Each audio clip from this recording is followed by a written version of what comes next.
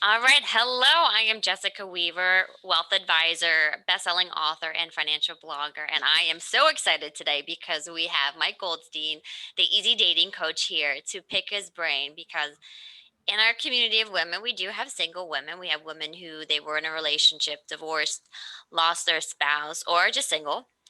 And I kind of always get the excuse from them, well, I don't have time to date, or I'm too old for this. It doesn't really fit in the plan. And I really wanted to pick his brain about different ideas, what it's like to start dating after you've been in a relationship for 10, 20, 30 years or lost your spouse. I see the anxiety women have behind it, Mike. Do you think that's a big reason women kind of stall themselves before entering the dating pool? Yeah, I mean, I see a lot of reason why women stall. Like us, the biggest one I see is folks that get divorced and have kids. They're like, well, I can't date until my kid's 18 or out of the house, or various other reasons.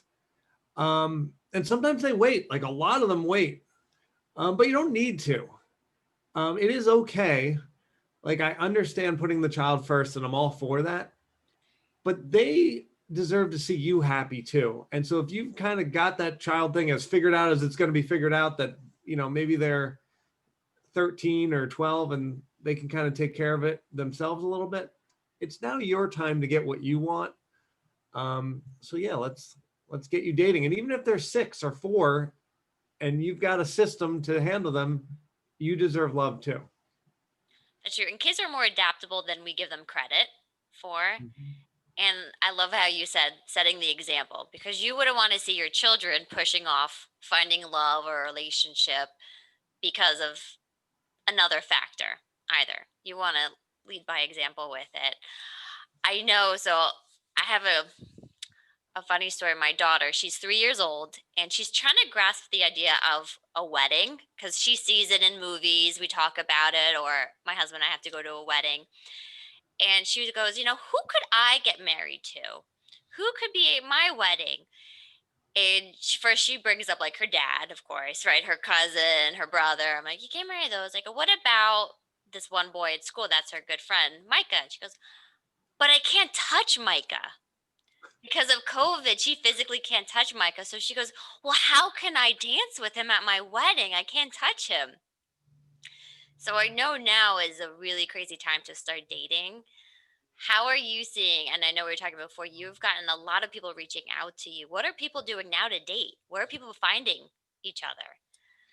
Yeah, you know, obviously COVID not very fun, but we've had 2 people get married during COVID, actually, and then we've had 2 other people find their partner during this.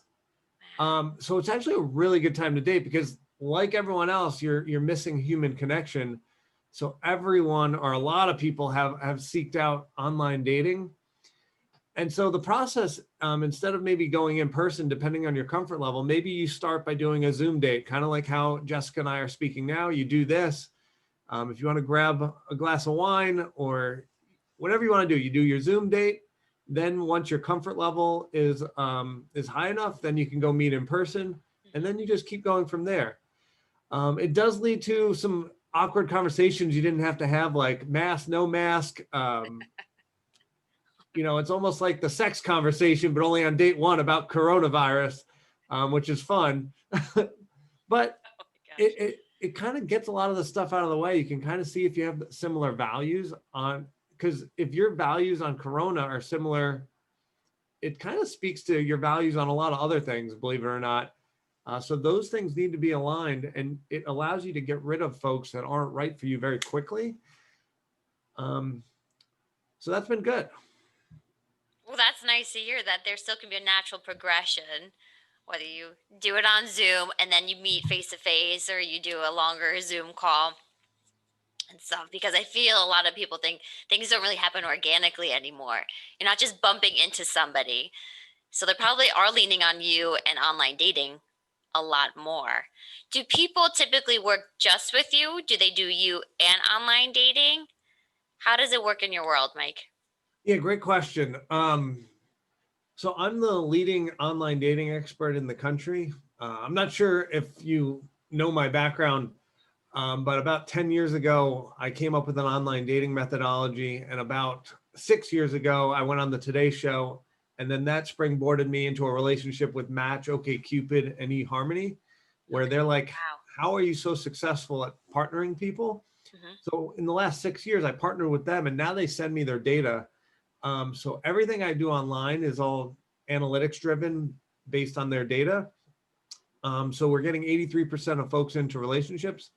So to answer your question, we get together and on Zoom, I share my screen and we do online dating together.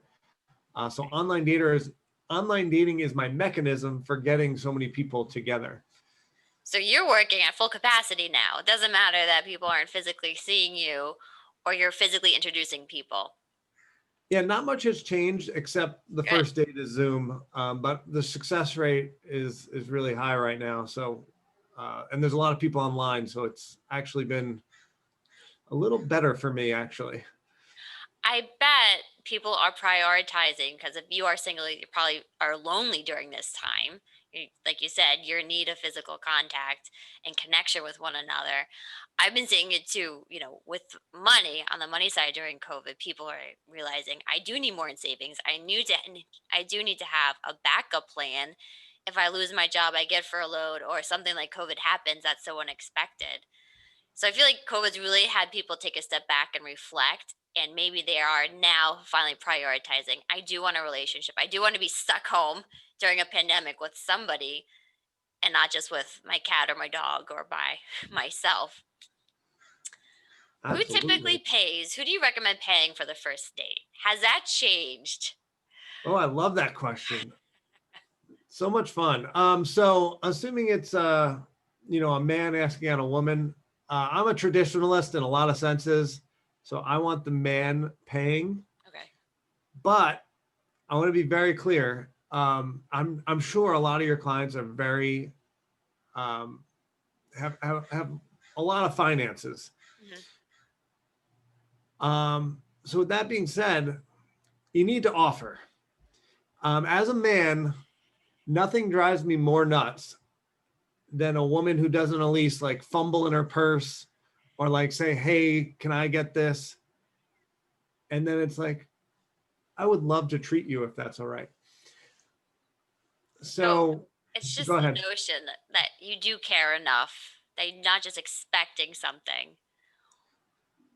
Yeah, don't expect, appreciate. What about the first trip? Ooh, that's a good question. I think, I mean, everything's going to go around this notion. You can't say the wrong thing to the right person. So, Hmm. with that being said, if you're planning a trip, chat about it and come up with what you guys are going to do. Hmm. Once again, for me, I'm pretty traditional. So, probably on the first trip, I'd pay for everything. But not everyone has that luxury. And, sometimes the woman's going to be the breadwinner. Um, assuming we're talking about a woman dating a man, which is mostly what I do. So I'm going to talk in that context. Um, yeah, sorry, did I answer your question? Yes, plan it together. Probably come up with a budget together. How long? What can you afford, both of you? And then you said you like the man to pay first, traditionally, or maybe the man pays for most of it, and then the woman picks up some of the meals or an excursion, some other ways to feel like they're part of it. They're contributing to it. Now, I know because women, and I work with a lot of very financially independent women, or their goal is to be financially independent. Does that make the dating scene a little different than the traditional path of where women, they're kind of trained to be a mother and a wife? They don't really work. The husband takes care of all the bills, obviously paying for all the meals and the trips, and he has the overall say with the money. But now you have women who come to you, and you said women in their 40s, 50s, 60s come to you. So they're later in life, they're established in their career. Is it a different dynamic now? Yeah, I mean, I always get the question from women, probably just like your clients that are, management or executives that are doing really well. and they go to me, men are intimidated by me, intimidated by my job. And I go, I'm sure they are. And the guy that like can't get over the fact that you're successful, that's not your guy. Like dump him or have a discussion and see if he can work around this and give him some time maybe. But if he can't get over it, not your guy. The guy that is your guy is going to applaud your success and love everything about it and be like, oh my God, like introduce you to people. She's so successful. She's doing amazing. Like, this is my woman. That's more your guy. So it's just like, and they're out there. oh, those guys? Yeah, they're out there, right? Oh my God. Yeah. And those guys are so secure within themselves and typically have pretty good careers themselves where they feel like they're contributing. So absolutely. They feel validated. I keep hearing ego, and I think it's probably ego on both sides. Whether the one's like, no one's ever going to get over this. I'm so important. I'm so successful, or it's the man's ego. So probably dating, you need to really strip away your egos to be vulnerable. Yeah, ideally. And really like, well, why? I mean, you're probably projecting on this person, right? So if a guy's insecure about your job, he's, something inside of him feels inadequate with what his job is. So that's why he can't date you. And ultimately, if that's what this guy's dealing with, that doesn't sound like a great partner for you anyway. Like he has to work through his stuff before he's available to the dating public anyway, right? In a successful way and healthy way. That actually leads me to my next question. Like, when is a good time to start dating? Let's say you do get a divorce, you lost a spouse, you got out of a bad relationship, or maybe you just haven't dated in years. When is a good time? Do you need to kind of get your money in order, your job in order? Do you need different things in order first? Mentally, do you need to feel good, grounded mentally, or in who you are? Yeah, so I actually broke down the post breakup into 6 phases. If you want, I'll go through them really quickly. Perfect. Yeah. All right, really fast. Phase 1 is you're a mess. And that's like, post divorce, you're changing your house, you're losing your life partner, or maybe you're just an absolute like day to day, like crying, I need to get through life. So mess. So you can't date then. Phase 2. But women do probably. Yeah, a lot of, and men, everyone does. They would jump back in real fast. They're terrified to be alone. Right, sure. Okay, go on phase 2. Yeah, sorry, I was just pulling up my notes so I didn't mess this up. Yeah. So phase 2 is when you have immense purpose. Okay. And if women are dating men, you really want to avoid this guy. The guy who's in phase 2 looks so dateable because you've never seen a man more focused and more purpose driven than the phase 2 guy. He is rocking it, Jessica. Like his career is on full cylinders. Like his workout plan is like nothing you've ever seen. Like all of a sudden he's like working out 7 days a week, doing like 2 a days. And his job, he's like getting promotions and he's just super focused. So this guy looks so sexy. You're like, oh my God, this guy's like straight line. He's killing it. And women are drawn to this man. But he's in phase 2 because he's kind of just coming out of you're a mess phase. And he's like, getting my act together. And he is nowhere near ready dating. He hasn't done his healing. He hasn't done his self-work. He hasn't looked at like, why did my last relationship not work? Why is my marriage, why did that fail? Okay. So be careful. Do not date the phase 2 guy because he will look sexier and more attractive than any other phase of man because he's really got his act together. Yeah. Or appears to until he's you kind dive of deeper. distracting himself, putting himself in work and his workouts, all that stuff. Okay, that makes sense. Yeah, be weary of the guy that looks really like see what's really happening. All right, so then phase 3 is finally you kind of settle into a groove where you're getting used to being single. Okay. And this is when you're like, all right, I don't need to work out 7 days a week. I'll work out my normal like 3 to 5. Mm-hmm. All right, work. I'll stop like working 12-hour days. I'll tone that down, like getting into a routine that's sustainable. Yeah.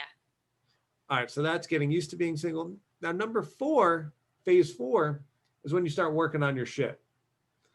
This is where you look at the marriage, you look at the last relationship, you're like, here was my role, here was their role. All right, my role, what do I need to do? Hmm. Taking So responsibility for it, trying to make changes. This is probably the most important step to not plow through it, but to really reflect. yeah, this one can take some time. And even once you get past phase 4 and go on to phase 5 and phase 6, you can always hop back to phase 4. It's phase 4 can always be part of your repertoire, no matter, even if you're married right now and happily married, sometimes you got to go into phase 4 and just work on some stuff. Hmm. All We right, so can all that's, go into phase 4 throughout our lives. yeah, I never leave phase 4. I'm always finding new books to read. There you go. Then phase 5 is when you're ready to go. Mhm. This is like you figured out what you did wrong. You're like, ooh, I know what it is. I'm not going to do that again. And so you're ready to rock. So that's ideal.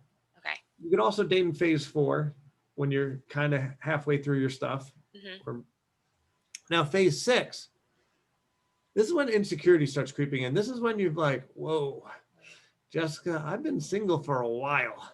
Hmm. Is something wrong with me? And you start getting insecure. Think of the guy that's like, oh boy, like kind of maybe he's insecure to the thing we were talking about. Like, are my finances good enough to attract a woman? Like, is my job okay? Sure.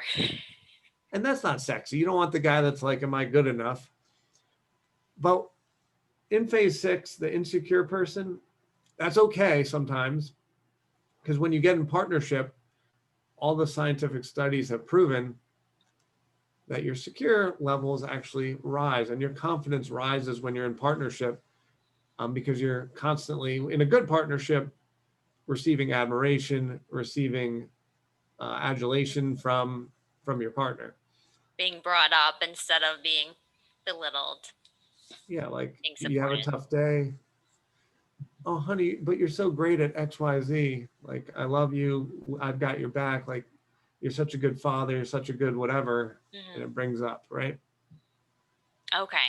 Good. So somewhat phase 4, phase 5, and then 6, it sounds like that's a dangerous one to just stay in for too long if by yourself. And as you know, anything that you want is going to take getting a little uncomfortable, getting outside of what's familiar, out of your comfort zone. But I would imagine having somebody like you there as their partner really helps kind of push them a little bit, taking these little steps, just going on and seeing who's out there is probably a big step. Yeah, I mean, I'm going to help them with a lot of things. One, I'm going to be there to give them some confidence. Hmm. But yeah, I'm going to give them the system on how to find a person, how to find a guy. And so, yeah, we're going to do it in the most efficient manner. And so, for the folks that are really busy, we're going to have literally the most efficient system in the world at getting you a man. That's So that's, fabulous. yeah, I love that it's a system because in our community we have our money systems. So it's just a repeatable process that's worked. It's you've tried it, you probably reworked it, you perfected it, and now you just maintain it. You monitor it and stuff. I am reading this one book and it talks about responsibility and then accountability. And when you were talking about in phase 4, it's really taking responsibility for what did you contribute to the relationship? What did you do that kind of hurt the relationship? And a lot of people do that, but it's the accountability that backs into it of, okay, I'm actually going to change this instead of repeating it, right? The definition of insanity, doing the same thing over and over again and expecting something different. yeah. I'm so glad you brought up accountability. Not that we're talking about red flags, but if you're talking to a partner on date 1 through 3, and you, or even much later in a relationship, and Mhm. they're not taking, and you ask them like, when was your last relationship? Oh, how come that didn't work out? And they take zero accountability. That is such a huge red flag. As like, oh boy, like, so that means when we're dating, they're going to take zero accountability whenever something goes wrong. That's a big red flag. And it probably means they didn't go through phase 4 yet. Yeah, and just because I laid them out in order doesn't mean the man ever decided to go into phase 4. R- Cruise on r- past that. like, men, the facts are women read 90% of the self-improvement books or make up 90% of the purchases of self-improvement. So that means men are not buying as many of these books and not working on themselves. Just this is factual. So Sure. unfortunately, you got to be careful. A lot of these men didn't do the work. I do see the same thing with people with their money. If they don't take any accountability for the decisions that they've made in the past that have gotten them to where they are today, they're going to find themselves in the same situation. It's like, this happened to me. The market crashed. I got laid off. Interest rates spiked. Or my mortgage was too expensive. But all the factors are decisions that they've made themselves that brought them to where they are today. And then they have the choice to make new decisions that are going to change the trajectory of their life or just continue on that path. Yeah, I mean, I am so passionate about not only what I do, but actually what you do. Like, I think it's just such important work. And to your point, it drives me freaking nuts when folks don't take accountability. Hmm. We control our feelings, our emotions, we control our finances, we control everything. Hmm. Whatever you want that's watching this, whatever I want, like we can go get it. And there's no excuses. Like I'm old enough to have been in the financial market. Like I started investing well before 2006. Crisis happens in 2008. Hmm. You know what? I lost 70% of my money. So did everyone else. But I didn't touch any of it. I just wrote it out and now the money's back. There you go. And I'm accountable. Like I knew the market goes up, it goes down. Like Hmm. this is life. And so I have to take credit for that. I put the money in. I know what's going to happen. It can go up, it can go down. And now with, someone like Jessica, she would have you in the right strategy. She'd have you diversified and you'd go right through it and not worry about it. Or if you're near retirement, she would have taken a little money out. Hmm. But you need someone like her to have the right strategy. But then you have to also have the right mindset, which is also probably something we work on a little bit of like, hey, it's going to go up, it's going to go down. We need to be prepared for this and not let it affect what's going on up here. And Yeah, the emotional side of it. You're right. There's going to be good dates and bad dates. There's going to be good markets and bad markets. It's how you're going to approach those and what's the strategy. And like you said, do you have a partner to help you go through those times and stuff? Like, what are some quick tips? What's like your favorite go-to tip for people who are just starting this process? Just getting into it. They're thinking about it. They've been wanting to do it. What's going to help get them over the hump? yes, the most important thing I can probably tell someone is treat online dating like a science experiment, Yeah, like a numbers. It's going to be a numbers game. sure. Um, my patented system is a 50-12-1 system. So just to give you the numbers of that, we're going to message 50 men. Hmm. 12 of them are going to want to go on a date, and then each week we pick one. So my advice to folks It's is doable. That's there's going to be a lot of stuff that doesn't look good. And online dating, honestly, 95% of people hate it when they do it. And then 95% of people that talk to me end up being like, oh, this is pretty good or not so terrible. yes. But like get used to just science experiment. Don't get your emotions involved. When you're dating, don't even get your hopes up until you're on date 6. Like try to stay even keel, math science experiment. Let's see if I can get some guy that I actually like and we start dating. But until then, as best you can, keep your emotions out of it, have fun on your dates, and have lots of numbers of online dating. So big funnel, lots of things up here, and then have it come down to where you get to your one guy. So a lot goes in at the top of the funnel. And then as dates happen, as messaging happen, it gets smaller and smaller Yeah, until you find someone you like. Um, but try to stay even keel. Does that make sense, it Jessica? does. It's a numbers game. And I like that you said, make it a game. Don't be intimidated by it. Don't be overwhelmed. Play it like it is a game. Have fun with it. And it's true. If you just, I think about the same thing with money, right? If you start doing the actions, the results are going to fall into place. So if you start reaching out to people and you have enough contacts, you're going to get dates from it. It's going to happen for you. And that's so doable.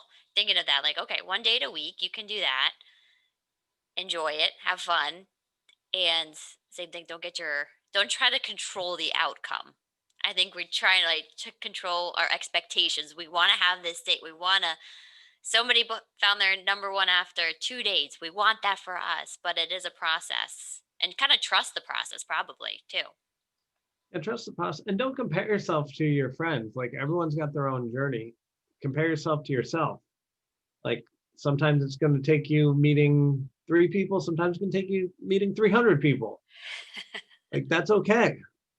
Everyone's got their own path. But I Exactly. do love, you could have been a dating coach in a past life.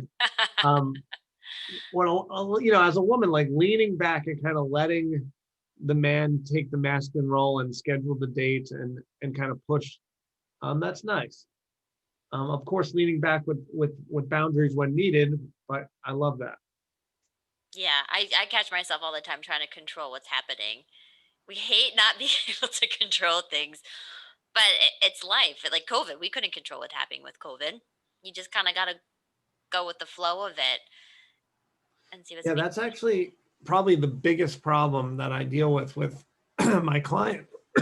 Excuse me, is all you or most of the women that reach out to me, just like yourself, have these amazing careers where you got conditioned that if you went in your masculine energy, your push forward energy, Yeah. you got things done. Like the reason you have this amazing career is you kind of went in that masculine and pushed and you got your promotions, or in your case, you've got this massive Rolodex of clients. And then when it comes to dating, you're like, hold on, I'm going to do my masculine thing and keep pushing and I'll get my results. But then the man's like, hold on, I want to be masculine, too masculine. This is weird. So Yeah. then it's sitting in that feminine and kind of finally putting your feet up on these dates and getting taken care of a little bit and enjoying yourself. And finally, like, as you know, taking care of children, like finally letting someone else do something. it'll Yes. be it'll be a nice feeling. I say it is a nice feeling. It's scary as hell at first, but it is a nice feeling. It's almost like you need two different energies or mindsets to go into things. It's like you got your bulldog at work, your people at work, and then you have nice, calm, laid back approach. That's a And good it's point. I never even thought of that, but I probably would approach dating the same way. I got my job this way. I can get my man this way. Yeah, it's a real thing. I have so many executives reach out to me and finally they're realizing like, oh, that's the problem. That's why the men run away. It's not my big career, it's my attitude. I'm like, yeah. And it's so freaking hard. I feel so bad for them because some of them have been conditioned for 20 or 30 years where it's like promotion, promotion. They're like, all right, I'll just bring this to the dating world and I'll get a guy like that. Or even maybe their whole life, like just like the studying, and then they go to the big school and then the big job. And it's just confusing. Like, how do you turn it on and off? So I work with folks on that Hmm. to get that geared in. And so a guy just like is drawn to them because of the energy they put out. Yeah, refining the feminine side of us, not just the feminist, but the feminine side of us is important. I could see just being a battle of leaders in the relationship.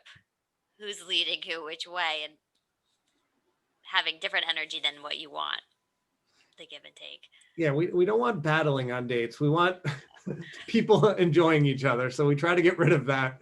I could see us overthinking things too.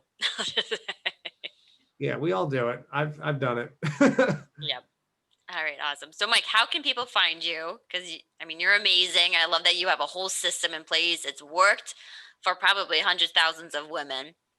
Where can Yeah, so people the find spelling's you? weird. I don't know if people can see that, but that's who I am. Easy Dating Coach is probably far away, but my website is ezdatingcoach.com. It Can we doesn't get give them much a easier than that. That's a perfect name. It's perfect. oh, thanks. Oh, can we give them a free gift? Of course. Of course. What do you have in Oh, mind? I want to give them. Oh, well, can we put the link down below for them? Yes. Okay, because Yeah, it'll we'll be include for the that. member. I want to give them how to get and keep a guy forever. Um, this is just it's just going to be like a 5 to 7 minute YouTube video. Okay. But this is some of my best advice that we researched over 10 years to come up with this. And we found it actually delivers on the title, How to Get and Keep a Guy Forever. So I want all your people to have this because it's some of my most powerful advice. Ooh, And we'll give it to them for free. You just got to click the link and put in that's your email and we'll send it to you. But fabulous. this Thank you. is so I'll have to helpful. watch it because I want to keep my guy forever. Yeah, this stuff's going to change your life. Like this is kind of talking about that feminine, masculine, and how to behave, and it's very powerful. It's really worked for folks. I was going to ask you because we were talking about who pays for the first date. What about when you're married for 20, 30 years? Should you still try to pay? Or you just kind of fall into a rhythm, which I think happens with most couples. Yeah, I mean, you want to talk it through so that everyone understands what's happening. But like, it's so powerful.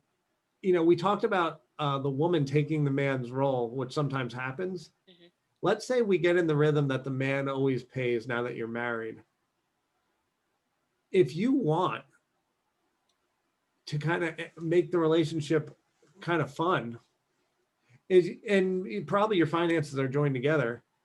Yeah. But like, could you imagine a world where you kind of appreciate him and think about what that could do for it? Now he's feeling needed. Hmm. Like he bought this dinner, even though your finances are together. And my mom's done this for 60 years, even though their finances are commingled. She goes, "Thank you for dinner." And now we gave him this moment where he felt like he had a purpose. And that is vital. And I'll go deeper into my free gift in that. When a man feels like he has a reason to be in that relationship, like he's giving you something, that's when he sticks around. So now that you're giving him this he's needed to pay for the dinner, and then this appreciation, like he's going to be happy to be with you. Because quite frankly, a lot of women that he's dated maybe in the past kind of took him for granted and didn't, Or they give him just that gratitude. expected it every time. I'm Yeah, they sorry, what want to did you be say? validated, I'm sure. Say it again. I missed it. They want to feel validated and they're bringing something to the table and that you respect that and you are grateful for it. I think you said. There. Yeah, absolutely. Awesome, Mike. Well, thank you for the free gift. Is there any last words that you want to leave our women with? Yeah, get out there. Oh, first of all, every woman watching this is an absolute queen. So I probably should have started with this, but you're a queen. Make sure you get what you deserve. Mm. But with that being said, reach out to a lot of men and get yourself some dates. Treat it like a science experiment, and you will find what you want. And if you need any help and want to, make this more efficient and get it done quicker, give me a shout. There you go. If you get frustrated in the process or it's so overwhelming and daunting you don't want to do it, then you should lean on somebody like Mike because that's the only way it will get done. That's fantastic, Mike. Yes, go out there, ladies. I have faith in you. All Me right. too. Thank you so much, Mike. Thanks for being part of this. It was a lot of fun. Yeah, thank you for having me. I appreciate it.